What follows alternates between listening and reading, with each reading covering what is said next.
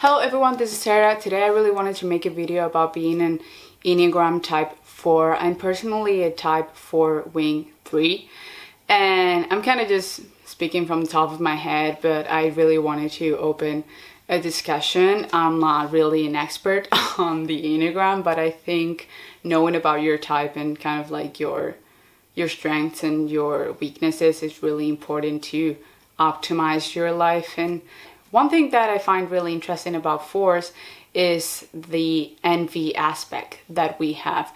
And I think especially being a type 4 wing 3, I've noticed how many times I've wanted to achieve something, or I've criticized someone, or like looked down on someone because I was just like, yeah, this person, like almost as if like I'm more deserving than them, like I'm more talented, like I don't know why they're like at the top and I'm not, like when I'm like way better than them. And it's really funny to think about, because you look at the actual reality, and the actual reality is that I'm not doing anything to position myself there. I'm just complaining and being in my feelings and not being resilient enough to have a to-do list and to complete it and to be responsible for myself and to establish boundaries when it comes to my life, my goals, and the people I let in. Something that I've realized as a 4 is that I'm way more emotional than I like to say that I am, in terms of it's hard for me to control my emotions or deal in a practical way with my emotions. Basically, I'm not as good as I thought I was at emotion management. Because to me, I thought that managing my emotions well was just being numb, but then just, being so drowned in them that I was just like, oh, I'm having a mental breakdown. They come out of nowhere and I don't know. But I know I deal with a lot of impulsivity sometimes, and I can like something one day and I'm really into it, to the point where I'm like I spend the whole day doing that activity and I get lost in it and I research until I'm so done, because I don't measure my time, or I don't measure just the amount of pleasure I give myself in that sense. I think as 4s, it's really important to negotiate with yourself in the way that you go about your day-to-day. Say, like, if I start a show, like I need to measure the time that I spend watching that show, because I can really get lost in that feeling, and it for me it transforms to escapism. Or also, as in, I've seen this manifest in my life as I feel like I'm someone that has a very unclear sense of self or self-image. So I don't really have boundaries when it comes to people. I'm very chameleon-like, and I'm very accepting, and I'm very non-judgmental. So sometimes I feel very overwhelmed by my circumstances. I let people walk all over me because I don't have a set of boundaries or a sense of self that tells me this is what I like, this is what I don't like, this is what I tolerate, this is what I don't tolerate. Like, I don't have that. I'm just going with the flow, kind of like letting life happen to me, when I should just, making things happen or working for the things that I want. And if you're 4, you're probably an artist. I know that I write poetry, and at first when I started writing poetry, people were receiving it really well, and they were telling me I was super talented, but for some reason I just expected to blow up in like one day. And this has manifested in every area of my life. Every time I don't want to start anything unless I'm perfect. Like, if I start something and I don't blow up by the next day, then I'm just like, I'm a failure. I get so ashamed, I get so embarrassed, I all of a sudden want to delete it. It sounds kind of crazy, right? Hopefully it resonates with some of you. And I really got to a point where I was like, I need to change. And you do really change and progress by trial and error. And there's this really, really cool book that's called Atomic Habits by James Clear, and it's something that I realized a while ago, but I'm reading the book just now. And he talks about how it is so important to build systems rather than goals. I don't know if you as a four, but to me, the way that setting goals has always failed has been due to the fact that I would be like, okay, so I'm not seeing results by tomorrow, so I'm just like, I'm not exciting anymore. Like the emotion is not in that goal anymore because I feel like a failure and I don't know how to manage my emotions well, and therefore I don't think rationally. I follow my emotions, so I just go into victim mode. And when there's nothing that's actually wrong and I'm in the right path, but in my mind I'm just like, why me? I'm just so sensitive, I'm highly intuitive, I'm just, I'm just so delicate, and people just, don't appreciate me. And it's like, I think that maybe because I'm a wing 3, I have this sense of entitlement that I needed to really realize that I was just like, no one owes you shit. Like, no one owes you shit. And I think it's really problematic when they try and sell you this concept of like, you are extraordinary, you have a gift, like you need to share this gift with the world. Because it puts you in this position where you may be sharing your thoughts, but if you don't have this like massive audience, or you're not getting this worldwide recognition or recognition from the people that you deem as worthy, which is something that's really, really detrimental for your mindset if you want to be successful in anything. I was talking to my friend the other day, and we were talking about like, what does success mean to you?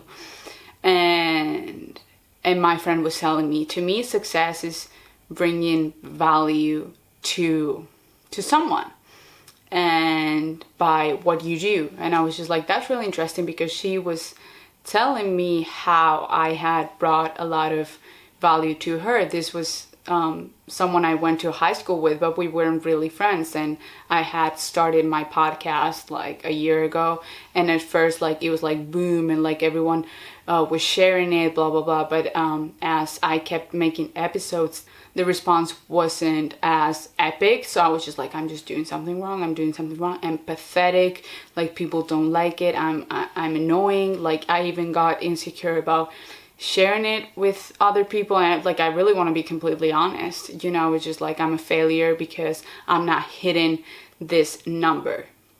And what's really cool about the book is how he explains what success is like. He says that going viral or like overnight success, it's something that happens from a lot of stored potential and a lot of little 1% better choices that you make on your daily basis. If I've explained myself properly, I always said like, English is not my first language, so sometimes I have trouble elaborating my sentences. But yeah, and I thought really cool. I think as a four, it's really beneficial to dedicate yourself to a type of job or something that you will know will bring you security and will bring you stability, and will have you kind of just, not in that area or environment or mindset where you like, I need to be successful through my creativity, like it's my only choice, because that will put a lot of pressure on what you do, and it will set a lot of expectations that will most likely be crushed, because you probably think of yourself like this talented, enlightened being. I'm the same, and I want to be completely honest. I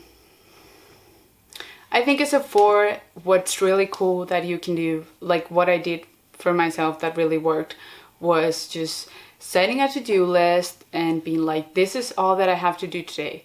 I have all these boxes to tick, but I wouldn't give myself specific times to complete them, you know. I would be kind of flexible so I could do them when I had the energy that was most beneficial to that specific task. You know, I know I know I'm a morning person, and I way more productive in the morning, so therefore in the morning I'm going to be doing all the tasks that for me are more difficult, or that I have more trouble sitting down and doing, or are boring, all that, but I know that I need to do them.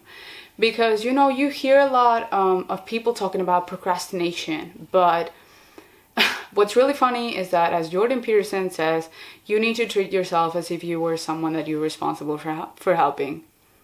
And every time you turn to procrastination, every time you turn to escapism, every time you turn to substance abuse, every time you think that your feelings are more powerful than your will, you are not helping yourself. You are sabotaging yourself.